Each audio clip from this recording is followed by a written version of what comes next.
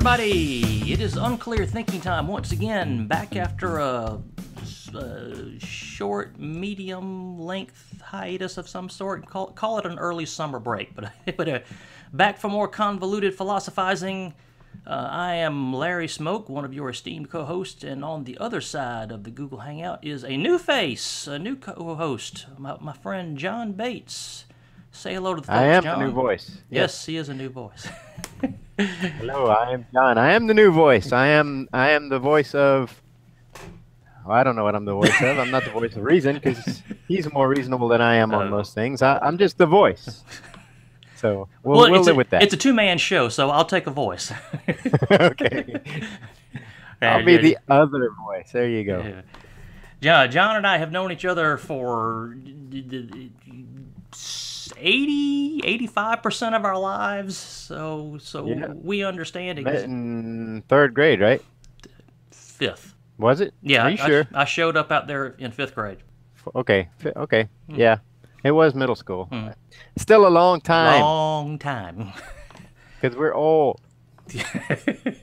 Don't remind us.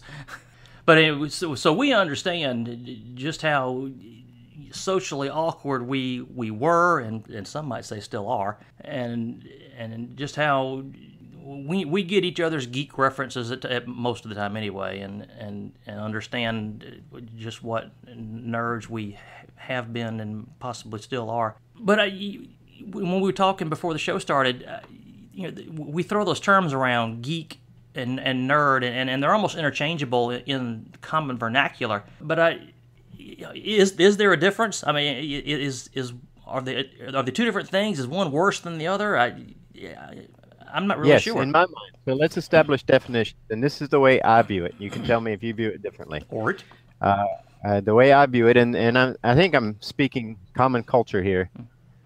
Geek is the new popular version. Age of the geek. This is it is mildly cool to be geeky, although not overly geeky. Sort of a veneer of geeky is cool overall. You can look up geeky gamers, geeky girls, geeky all that stuff on Google, and you will find hosts of references, hosts of sites. Geek, in my view, is someone who enjoys a certain subset of interests: comic books, science fiction, fantasy, role-playing games, video games, any of the mixture of bad skin conditions. Well, and see, that's not necessarily the case. That's where you would get into the other one. The other version of that, and geeks often have useful skill sets. Geeks often have technological skill sets, not necessarily, but often. They understand the internet. They understand computers. They understand the digital world. Nerds are that other subset who lack social skills. They are the ones who take the interest too far, so that it becomes their entire lives. They're all about comic books. They're all about their science fiction, their fantasy. They're the ones who will, hence the term nerd rage. They're the ones who will get on the forums and yell at someone who doesn't understand the subject as well as they do, and doesn't understand that in episode 32 of blah blah ding dong that this is what happened over here, and you are so stupid for not knowing that, and I cannot believe you exist as a human. So a geek is a nerd with better social skills. Better social skills, better socialized into society. They can work in a job, and the people around them may not necessarily know that they have those interests. They may know.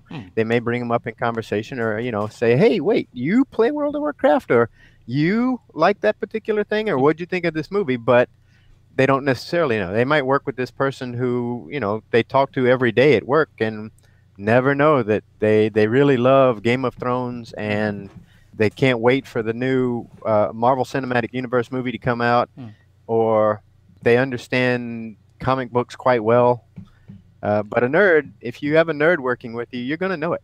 They're going to lack those social skills. They're going to be awkward. They're going to be the person that you don't really always invite to lunch or to the gathering outside of the office, or whatever the case may be. And if you did invite them, they would show up wearing their favorite Green Lantern t-shirt, and they would typically have their bad posture, and they would, you know, they might have hygiene issues. Now I'm generalizing, and I don't mean to upset people out there, but these are the common definitions that, as I understand Well, them. he says that about Green Lantern T-shirts, folks, and he looks at me wearing my Ant-Man T-shirt, so he's really making a pointed jab whatever. at me. I got superhero T-shirts too. I got a Flash T-shirt.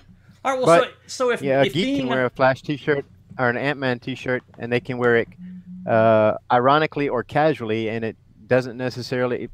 A nerd, all they're going to have is superhero T-shirts. That's it. Yeah, I've got a few golf shirts, so I guess I'm Yeah. safe. And If besides, you invite I a make this nerd look out to good. yeah, you invite a nerd out to a business casual dinner, you know, anniversary celebration, whatever the case may be, they're going to show up wearing their jeans and their superhero T-shirt, and because they don't really have any other wardrobe choices. And maybe a blazer. Yeah, maybe, maybe. Oh well, so if when people are having conversation, if the conversation is not about their particular subject, they won't have anything to contribute. They'll sit there quietly and then awkwardly change the subject to, oh yeah, it was just like that episode of Flash. Well, so if being a nerd is the result of, well, not the result of, but you know, if nerds, as you described, are well, I started to say social outcasts. Well, I guess maybe that is the right term.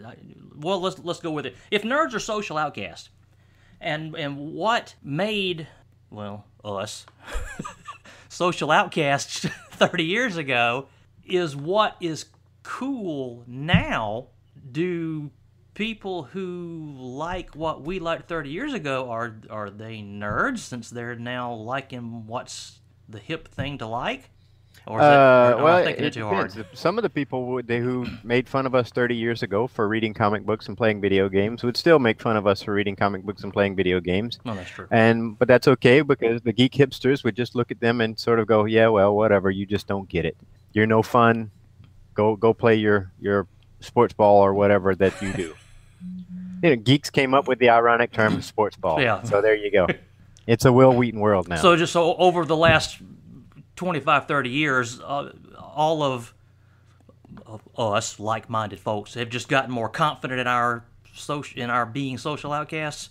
Yeah, and I think that the older generations, our generation and maybe a generation before, because I don't think there are too many generations before that could be counted as geeks or nerds, but those generations, maybe they've raised kids who've become geeks and nerds, and those kids are now influencing popular culture because there are more of us out there, and the internet allows people to communicate with each other in a way that says, hey, I'm not the only one out there. Definitely. I can, and so people from all over the world who have similar interests can say, no, we're not a small group, we're not a minority in society, we have a voice. Yeah, if you had not brought that up, I was going to. It's so obvious that it's almost not worth discussing, but we'll discuss it because that's what we do. It's a podcast. That's right. The internet has been such a savior. I mean, for lots of different demographic and demographic groups and groups of interest, but in particular, folks like, well, us that like geek culture, different form alternative forms of media, not quite as mainstream forms of media. We grew up in a very rural area. Yep. We were, well, I guess Columbia, South Carolina, Charleston, South Carolina were probably the two closest, air quotes, cultural centers to us, and they were 60 to 90 miles away, depending on which way you went. And so, we knew what we liked, but it was so hard to find it. There were so few of us out there in farm country that liked it and then had any kind of access to new stuff. And of course, even going to Columbia or going to Charleston, we could find some of it, but unless you knew where to go, you weren't going to see or talk to people of like mind, similar interest. And then, of course, you're there long enough to talk, make a purchase, hang around for half an hour, then you leave and that's it. Well, hey, the internet, now you can make friends of similar interest from here to Iceland. I mean, I'm just picking a place off the top of my head. So, yeah, that goes without saying that the internet has been And I have friends that I've made from around the world, from Europe, from Asia, from various parts of the United States. Now, I imagine you would have. You've been a lot more into online gaming than I have. So yeah, I'm sure you've established a lot of relationships by way of the web. And the internet is a medium particularly suited to the geeky because the internet is It takes a little bit of maintained, skill to make it created, work. and developed Yeah. by people, people with those engineering skills, people who program, people who enjoyed computers from the time they were kids. Those are the people who are driving the internet, driving innovation. They're the CEOs, they're the developers, they're the senior engineers, they're the development planners for the internet right now, and they were probably geeks and nerds. And now they can take their love of science fiction, take their love of fantasy, take their love of comic books and movies and all that stuff and expand it out there, and that appeals to their audience. Now, I'm not saying that geek is mainstream, because I'll bet if you and I were to wander around our neighborhoods or our cities or wherever the case may be, we would still find that our interests are mostly in the minority. I agree. But it's not as small a minority as it used to be. It's not as severe as it Definitely once was. Amen to that. Right. And it's not as quiet a minority because it's not as stigmatized as it used to be either.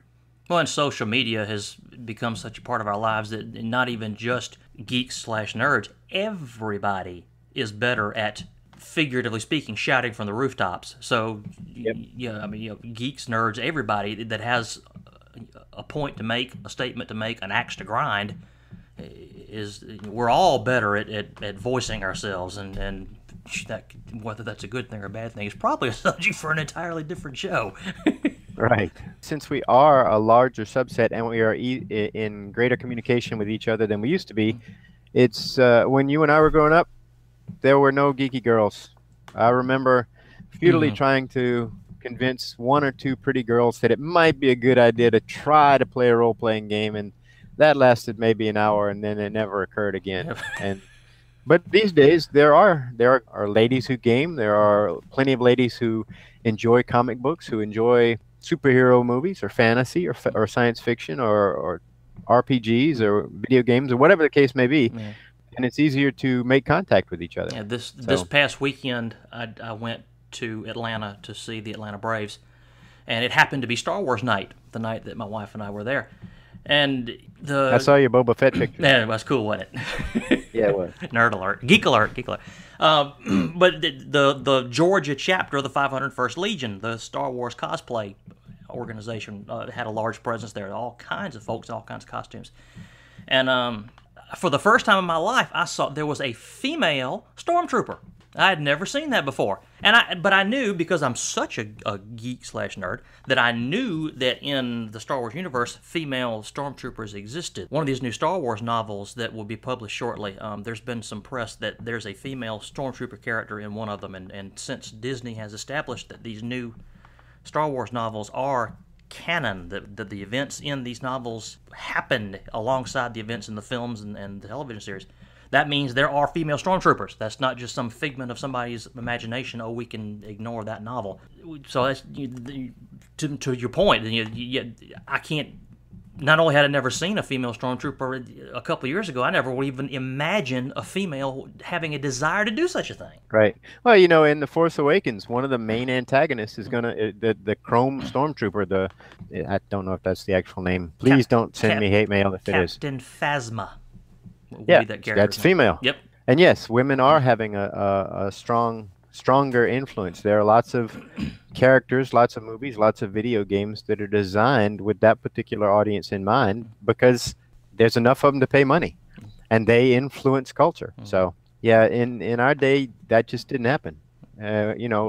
With our girlfriends and wives over the years, if we were lucky, we were able to influence them enough so that maybe they developed a slight interest, or at least they didn't develop a disgusted look on their face every time we brought up something that we love. Yeah, I think I lucked out in that respect. We're talking about pop culture / mainstream culture. You just talk about females and how they drive popular culture as much as men do now. It made me think about a article I saw recently. I think it was Hollywood Reporter. I can't swear to it. There are a contingent of filmmakers out there, and it's generally the air quotes again, old guard filmmakers. William Friedkin in particular was quoted in this article, decrying the mainstream movie industry's his phrase was superhero movie trend, but I think he was really talking about the blockbuster, the eye popcorn trend more than anything else. Friedkin and his contemporaries that made films throughout the 70s, the Scorsese and Paul Schrader and Brian De Palma, that strain of filmmaker. Those kind of movies really don't get made much anymore as far as in theaters, and Friedkin was decrying that the geeks have taken over, that if it's not some kind of bullet-ridden or costume-filled or swords and sorcery or magic wands and whatnot, that a major studio's not going to back it anymore. And I don't know about you, but he's got a point. I don't want to say he got a point. I think he's right, but I think he's not finishing the thought. So much of that fare that he's talking about, that we used to go to a theater to see, stuff like Taxi Driver and Blowout and Dress to Kill and those kind of things. Well, that's what HBO is doing now, and Netflix originals and things like that. So that material is still there. The geeks haven't eradicated it; they've just kind of forced it to move somewhere. What do you think? Well, I think Friedkin is he's complaining about a thing that's the movies that I make aren't as popular. But the thing is, I bet if you look back in the 70s and you looked at the top grossing films of the 70s, a lot of them were still popcorn fare. And it doesn't matter what the trend is. Right now, it may be the superhero trend or the geek trend. Well, from Jaws on, you're right. I mean, yeah, and in the late 70s? The first half of the 70s, no, it was stuff like The Godfather and The Conversation and movies like that. But yeah, from Jaws on, it's been the spectacle. Right. And Star Wars came out in the 70s, late 70s. And that set off the trend where all the movies for a long time had to be science fiction, and all the television for a long time was science fiction and space opera. And that was the trend for a while. And before that, in the 50s, it was Westerns. Everything had to be a Western. And, there are Oscar-winning Westerns, and there are Westerns that still to this day people watch and go, ooh, that's a really strong movie. But I assure you that studios were cranking out Westerns that nobody remembers these days, too. Yeah. Well, movies are like, I guess movies are like most everything else in culture. It's cyclical. Yeah, a fad. And studios will produce what allows them to make money. Right now, it's superhero movies. It doesn't mean that the dramas are being driven out. It doesn't mean that the movies that make you think are being driven out. And frankly, we have a term for it. We have the summer blockbuster season, and we have the fall and winter Oscar season. Oscar bait season, yeah. Exactly. Well, they don't call it show play. They call it show business, right? That's right. So I think if Friedkin is like, yeah, they won't put my type of movie out there in the summer. You're right. They won't. They'll put it out in November. They'll put it out in December, January. And people will go to it and they'll be like, ooh, that's a great Oscar contender. I know people who, right before the Oscars, make it a point to watch every Oscar-nominated movie out there. I used to try to do that. I know. You're one of them. I used to try to. I haven't succeeded in years. But I never attempted it. But yeah, there are lots of people who'll do that. And I bet if you ask those people, they'll be like, no, there's some great movies coming out there on a regular basis. Now, they might be snobby and say, yes, but the industry is dominated by the crap. Well, the industry's always been dominated by the crap. Anything that's cheap to make and will make money, they will make. If schlock movies have always been out there, and not all blockbusters are schlock movies. Some of them define generations. Some of them are, we look back and Die Hard's a popcorn movie. Oh, yeah. But everybody from our generation is going to love Die Hard, and then we're going to quote Die Hard, and we're going to think about Die Hard, and it's going to hit all those nostalgia buttons, and it's going to be around for our generation. Yeah, there was a previous episode of this show where I wondered out loud a lot of the comedies that we saw as teenagers, young adults, that we just thought were the funniest thing that had ever come out of a human's mouth, and that we still love them to this day. If I saw them now for the first time, what I think, God, what stupid. Yeah, probably. If we saw it for the first time. It's all frame of reference. Right. Nostalgia factor hits us hits us pretty hard. But before the superhero movies came along, we had vampire, werewolf, zombie movies, Ugh. and that was what got made.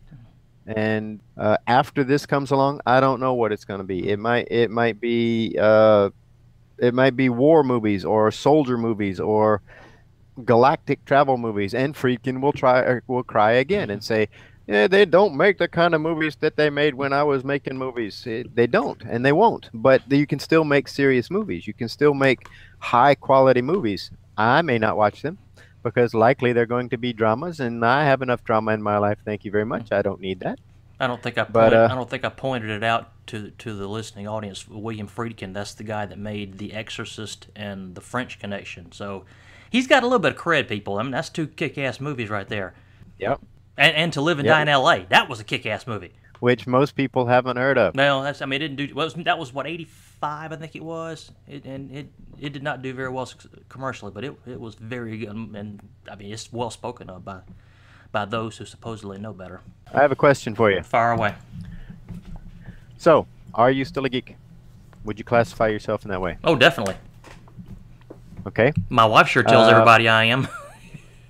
So how are you different as a geek now than you were when you were 15, 16, 17, 18 years old? I am different in the sense that I won't say I don't care. I care a whole lot less what other people think about it, but that wasn't something that happened as I matured into a young man. That probably just happened in the last 7 to 10 years. I mean, I'm working on 48 years old, so the stigma stuck with me into. I don't know about you, but it stuck with me well into my late 30s. That I kind of was very careful about volunteering that I was a Star Wars nut, and that I watched Star Trek reruns and read comics, and I mean, my stepson at the time knew I was into video games, but I didn't really, that kind of stuff I didn't really volunteer, and now I don't care. And now whether that's a manifestation of my advancing years and being more comfortable in my own skin, or whether it's a manifestation of culture in general's wider acceptance of my interests, I don't know, but there it is. So would your coworkers have known that you had those interests? Yeah, but my work situation being that I've been there so long with the same coworkers, there are a lot more chances for folks to learn about each other's idiosyncrasies. The average job lasts 4 to 7 years, and job turnover and whatnot. But I'm not in a common situation, so right. I don't know. But, I don't know if I could apply that to me. Well, let me ask this: Right. Do they know other interests that you have that aren't related to the geek culture? Like, I know you love to play golf. Do they know you love to play golf? Yeah, they do. Yeah. Okay. I know you love sports. They know you love sports. Some sports. Okay. Yeah, they know I love baseball. Yeah. That's what I would argue is what makes you a modern geek, is that your interests are not relegated purely to this one particular genre or subset of interests, that you have other things, and that's what allows you to socialize. That's what allows you to not halt the conversation if someone stops talking about comic books or Marvel movies or what do you think of Superman's dark costume or whatever the case may be. You can talk about other things. You could talk about politics. You could talk about golf. You could talk about baseball. You can talk about the topics of the day. You can talk about news or disasters or whatever the case may be, because you have social skills. And that's why I've never been accused of that. Well, that's why these days we would be geeks, not nerds, I think. But once again, like you, I don't care as much. It doesn't bother me as much. I am much more comfortable in my own skin. If you don't like me, I prefer people like me, frankly. And I do have a little bit of that caution left over, where it's not going to be the first thing I say. Well, I like comic books and I like video games or something like that, Yeah. which would make me a nerd. But I don't hide it either. It's there, and it's a part of who I am. Well, and by if the you don't like that, by the same token, if the average female meets you on the street, the first words out of her mouth wouldn't be, "Oh, I'm really into Magic Mike XXL, aren't you?" So I guess that's just more of a general human manners thing necessarily than Right. a cautious geek thing. Right, and you could have a sports nerd, frankly. You could have somebody who just is so into sports that that's the only subject that they can possibly converse on. Oh, I know a few of those. And I was thinking recently that with Geeks, us as adult males, that our interests, the ones we had when we were younger, video games, comic books, science fiction, fantasy, all those things that I've named over and over and over, when we were younger, that was like, yep, this is something that a teenager will do, and then you will grow out of it. But the people who liked sports, the people who liked hunting, the people who liked those other things, they liked them as a teenager probably. They liked sports when they were young. They liked hunting when they were young, whatever the case may be. They just weren't expected as much to grow out of it. Right, yeah. It was like, oh, yeah, well, your 40-year-old dad likes sports, or your 40-year-old dad is the one who took you hunting, so it's not something you have to worry about. Modern geeks, your 40-year-old dad might be the person who introduced you to the Watchmen comic book series and then told you the differences between the comic book and the movie. And got you into cosplay and took you to Dragon Con and in that Boba Fett costume. Yeah, exactly right. Your 30, 40-year-old dad might be the person who did that. So the culture is definitely changing. And it may come a day when video games aren't seen as children's entertainment. And I would argue these days, most video games aren't necessarily marketed for kids. They're marketed more for the entire spectrum because the kids don't have as much money anyway. No, the biggest sellers are definitely adult. 40-year-old geeks are going to be the ones who are buying your games. Right. Now, the kids are going to play them too. As you know, if you get online in any sort of multiplayer situation, the vocal people who are going to drive you right offline are going to be the 14-year-olds or the 13-year-olds or the 12-year-olds who are calling you nasty names. Been there, done that. Yep. But, you know, that's okay. This has been a lot more therapeutic than I thought it was going to be when we started. We might have to rename the show. This has been entirely too clear a thinking. Folks, what do you think about all this? Are you ashamed of your geekness, or do you have geekness? Let us know what you think it is, what it means to you, how it affects you. Unclearthinking@gmail.com is the quickest way to reach us. Of course, we have a presence on Facebook, facebook.com/unclearthinking. We're on Google Plus also. Just search for Unclear Thinking there. You can tweet at us. As always, I am at LA Smoke. John, what is your Twitter handle? Cuhullen, @Cuhullen, Cuhullen. I know it's not common, but nobody else took it. So there you go. It's original. All right, folks. Well, we'll call that a show. We'll come up with something hopefully as interesting, but maybe not as on the couch kind of psychoanalysis kind of stuff for next time around. Never know. Maybe this is the new trend for the show. All right, gang. We'll see you next time.